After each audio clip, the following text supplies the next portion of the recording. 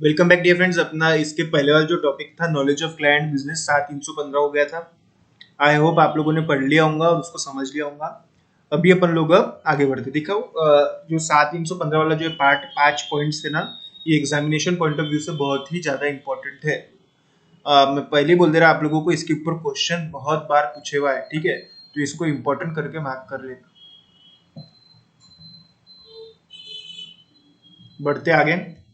Audit planning a continuous process. ये तो आप सभी लोगों को पता है कि प्लानिंग एक डिस्क्रीट फेज वाला चीज नहीं है कि मतलब एक बार कर दिया और हो गया। देखो जैसे अपन लोग एग्जामिनेशन के लिए भी अभी आप प्रिपेयर करें, कुछ ना कुछ प्लान लेके चले हुए, क्या प्लान को बदलना पड़ता है? जी हाँ, बार बार बदलना पड़ता है इसको। और ऐसा है कि प्लान एक बार कर दिया हो गया, पास खत्म हो गया, वैसा कुछ नहीं रहता। प्लानिंग के हिसाब से चीजें होंगी ये जरूरी नहीं है ना। There is always a variance between what you have decided and what actually happens. तो दोनों के बीच में जो भी वेरिएंस रहता है, जो भी फर्क रहता है, उसके लिए अपने को प्लानिंग को डबल से करना पड़ता है और वो सब चेंजेस को इनकॉर्पोरेट करते हुए चलना पड़ता है। देखो जो व्यक्ति समय के साथ में नहीं बदलता ना, अल्टीमेटली नीड टू एबॉलिश, वो खत्म हो जाता, मिट जाता, बर्बाद हो जाता। जो समय के चेंजेस को अपने हिसाब से इनकॉर्पोरेट करता है और उसके हिसाब से प्लान करता है, वही आदमी सक्सेसफुल हो सकता है। ठीक है।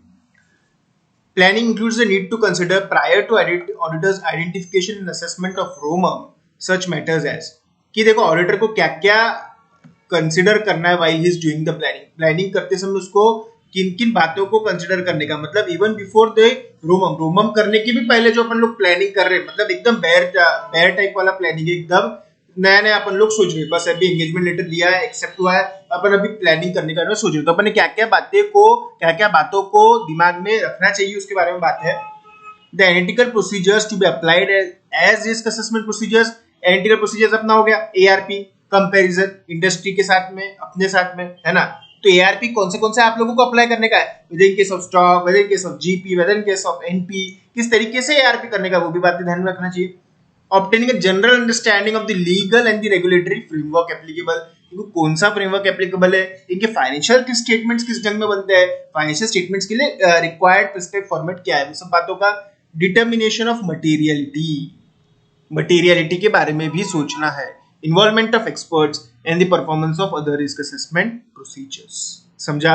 पहली बात तो प्लानिंग करते समय किन बातों को ध्यान में रखने का। पहली बात, एआरपी कौन सा लगाने के, इनका एएफआरएफ का फ्रेमवर्क कौन सा है। मटेरियलिटी मतलब कि देखो जैसे 100 करोड़ की कंपनी है, उसके लिए 10,000 में नॉट बी मटेरियल, लेकिन 1 करोड़ की कंपनी है, उसके लिए 10,000 जैसा मटेरियल थी, है ना? तो मटेरियलिटी लेवल, कितनी बड़ी कंपनी, उसके हिसाब से मटेरियलिटी एक बेंचमार्क देता है कि अरे हाँ, इसके 10,000 के ऊपर के सब इन्वेस्टर्स देखूंगा मैं, ठीक है? 10,000 level materiality.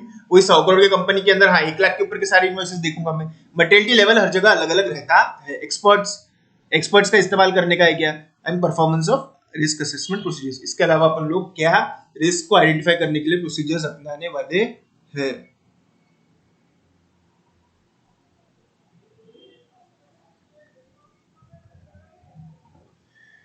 Relationship between overall audit strategy and audit plan. The auditor may decide to discuss the elements of planning with the entity's management to facilitate the conduct and management of audit engagement. To coordinate some of the planned audit procedures with the work of the entity's personnel। देखो कुछ audit procedures को अपने को entity के लोगों के साथ में मिलके बैठ के करना पड़ेगा कि यार वो दिखाएंगे अपने को ये चीजें, देखो परचेस इनवॉइसेस हम आपके साथ में बैठ के चेक करते हैं, हम आपके साथ में बैठ के इसको फिल्टर लगा देते हैं, हम आपके साथ में बैठ के बता देंगे कैसे कैसे प्रोसीजर रहता है। तो you need to plan your work keeping in mind the availability of entities personal. खुद चले जाएंगे क्या, अपने खुद को क्या पता है, साल भर वो लोग काम कर रहे हैं, सालों साल वो लोग काम कर रहे, तुम साल में 10 दिन आके क्या तो समझने वाले हैं। All the discussion often offers the overall audit strategy and audit plan remains the auditor responsibility। Very important। Audit strategy और ऑडिट प्लानिंग किसकी जिम्मेदारी है? ऑडिटर की है। पढ़ाई तुमको देना है, पढ़ाई तुमको करना है, एग्जाम तुमको देना है, तो एग्जाम के अंदर प्लानिंग करने की जिम्मेदारी भी आपकी रहेगी, माँ बाप की नहीं, ठीक है ना? जो भी होगा अच्छा बुरा वो आपके लिए ही रहेगा। You are the authority, auditor आप है, प्लानिंग आपकी जिम्मेदारी है, ठीक है? हाँ, तो मैं क्या बोल रहा था आप लोगों को, ये अंडरलाइन करना बहुत ही इंपॉर्टेंट है, ठीक।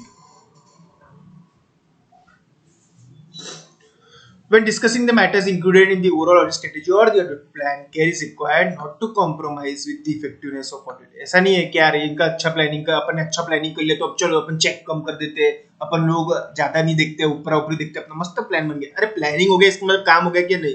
प्लानिंग होने के बाद भी तो चीजें करना ही है। Discussing the nature, timing and extent of the detailed audit procedures with the management may compromise the effectiveness of audit.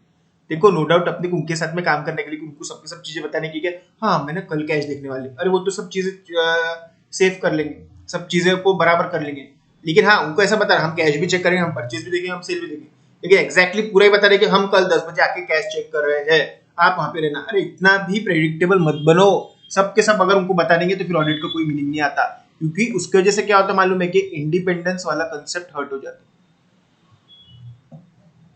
समझ में आ रहा है कि इंडिपेंडेंस को अपने को हर्ट नहीं करने का, अपने को इंडिपेंडेंट रह के काम करने का है, उनको कॉन्फिडेंस भी लेने का, उनको सब बातें बताने भी नहीं। The involvement of engagement partner and other key members of the engagement team in planning of audit draws on the experience, insight in thereby enhancing the effectiveness and efficiency of plan. कैसा रहेगा अगर वो senior management है, senior engagement partner, सब लोग अगर planning में involve होते हैं डे वन से ही, मैनेजमेंट भी और अपने ऑडिट फर्म की सीनियर एंगेजमेंट पार्टनर भी, क्योंकि दोनों को बहुत ज्यादा एक्सपीरियंस है, तो कैसा है ऑडिट की इफेक्टिवनेस और एफिशिएंसी बहुत अच्छी रहेगी। Changes to the planning decision during the course of audit, क्या होगा धीरे धीरे चीजें एज प्लान होना जरूरी नहीं है, तो प्लान को धीरे धीरे बदलते भी रहना पड़ेगा। As a result of unexpected event, ये इंपॉर्टेंट है, ये इंपॉर्टेंट है, आई एम रिपीटिंग, ये इंपॉर्टेंट क्वेश्चन है, ये कि आपको चेंज करना पड़ता है। हाँ, as a result of unexpected event, changes in condition or audit evidences obtained from the result of audit procedures, the auditor may need to modify the overall audit strategy and audit plan, and thereby resulting plan, nature, timing and extent of further audit procedures. क्या हो गया कि unexpected event होने की वजह से, conditions में बदलाव होने की वजह से, जैसा सोचा था वैसा ना होने की वजह से आपको प्लानिंग, स्ट्रेटेजी और मॉडिफिकेशन करना पड़ेगा। इसका मतलब गलत हो रहा है ऐसा नहीं, लेकिन कैसा, जैसे मुझे लगा था परचेस 2 दिन में हो जाएगा, लेकिन परचेस में बहुत सारी परचेस इनवॉइसेस में गलतियां निकली, कहीं जीएसटी मैच नहीं हो रहा, कहीं क्वांटिटी मैच नहीं हो रही, कहीं अमाउंट मैच नहीं हो रहा, कहीं पैसा पेमेंट नहीं मैच हो रहा, तो 2 दिन के बदले मुझे लगता है वहां पे 6 दिन। तो अब कैसा होगा, जैसा प्लान किया था वैसा नहीं हो रहा, तो फिर अब क्या करने का, हार मान के वापस जाने का नहीं, अपनी स्ट्रेटेजी प्लानिंग में चेंज करने का। This may be case when information comes to the auditor attention that differs नहीं है, वो डिफर है significantly from the information available when the auditor was planning. जैसा सोचा था उस हिसाब से नहीं हो रहा, तो फिर इंफॉर्मेशन अलग मिल रही, प्लानिंग करना। टेस्ट ऑफ कंट्रोल में लगा था परचेस एकदम स्ट्रांग है, लेकिन जब एक एक बिल चेक करा तो देखा अरे बाप रे परचेस में बहुत गलतियां, एक एक बिल चेक करने को बोलते सब्स्टेंटिव प्रोसीजर। टेस्ट ऑफ कंट्रोल मतलब ऊपरा ऊपरी में देखना, सिर्फ कंट्रोल को देखना, ठीक है। डॉक्यूमेंटेशन ऑफ प्लान, जो भी आप प्लान करेंगे, जो भी आप स्ट्रेटेजी बनाएंगे और जो भी चेंजेस करेंगे, उसको आप रिटर्न फॉर्मेट के अंदर अपने ऑडिट वर्किंग पेपर्स में रखने वाले हैं, इसको बोलते हैं डॉक्यूमेंटेशन करना।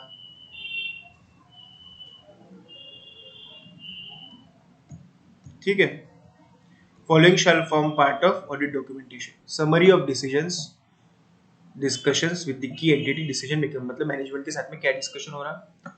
Documentation of audit committee pre approval of services wherever required, audit documentation of access letters, access letters मतलब कहाँ पे कौन किसका अधिकार है, कौन परचेस के एंट्रीज करता है, कौन सेल के एंट्रीज करता है, ये सब एक्सेस लेता है ना। अथॉरिटी लेटर्स जिसको अपन बोलते हैं, किसको किसकी परमिशन दी हुई है, वो भी अपने इसमें हैंडी रहना चाहिए, कौन कितने लाख का चेक के ऊपर साइन कर सकता है, वो भी हैंडी रहना चाहिए। Communication with the management, audit report on entities financial statement and other reports specified in the agreement. Debt covenant compliance letter, मतलब बैंक के साथ में एक रहता है कि हमने इतना प्रिंसिपल भरा, इतना इंटरेस्ट भरा। इंटरेस्ट सर्टिफिकेट जिसको बोलते हैं सिंपल भाषा में, कि सर्विसिंग ऑफ डेट कैसा हो रहा है, जैसे हमने पंजाब नेशनल बैंक से लोन लिया हुआ है, साल भर में पंजाब नेशनल बैंक एक सर्टिफिकेट देगा 31 मार्च का कि इन्होंने इतना इंटरेस्ट दिया, इतना प्रिंसिपल है, खाता बराबर चल रहा है या नहीं। तो ये सब बातें आप लोगों को डॉक्यूमेंट करना है। डॉक्यूमेंट करना यानी क्या, सिंपल टर्म्स में अगर बोलूं तो रिटर्न फॉर्मेट में रखना। मैनेजमेंट के साथ में क्या डिस्कशन हो रहा है, ऑडिट कमेटी के साथ में क्या डिस्कशन। ऑडिट कमेटी मतलब बोर्ड ऑफ डायरेक्टर्स, जैसे 12 बोर्ड ऑफ डायरेक्टर्स है, उसमें से क्या हो जाता, 3 बोर्ड ऑफ डायरेक्टर्स को ऑडिट के साथ में ऑडिट कमेटी बना के रख देते। मतलब क्या है, ऑडिट से रिलेटेड सब मैटर देखो, जहां नहीं ऑडिट कमेटी वहां मैनेजमेंट की सब कुछ है। तो ऑडिट कमेटी पे बोर्ड ऑफ डायरेक्टर्स है तो क्या हो, अरे बोर्ड ऑफ डायरेक्टर्स को ऑडिट कमेटी भी बोलते हैं। कम्युनिकेशन विद मैनेजमेंट वगैरह सब बातें हैं, ठीक है। तो अभी अपना इतना हो गया, अब इतना इतना करो, फिर अपन आगे की नोट्स देखते हैं। ठीक है, तो आपको आज क्या करने का है, देखो आप जो आपको एक बार डबल से नॉलेज ऑफ क्लाइंट बिजनेस को देखने का है और फिर ऑडिट प्लानिंग का चालू करने का। ये जो सब आज भी देखा ना, ये सब रिमाइंडर पार्ट है। समझ में आ रहा क्या? ये सब बहुत ज्यादा इंपॉर्टेंट वाला पार्ट नहीं है, 315 जितना इंपॉर्टेंट नहीं है। इसके लिए सबसे ज्यादा इंपॉर्टेंट क्या है? Changes to the planning decision during the course of audit, ये वाला question. Changes to the planning decision, वो वाला मैंने बताया आप लोगों को, ये इंपॉर्टेंट है, ये वाला क्वेश्चन करना चाहिए और ये वाला क्वेश्चन करना चाहिए। ठीक है, चलो, have a great day, thank you.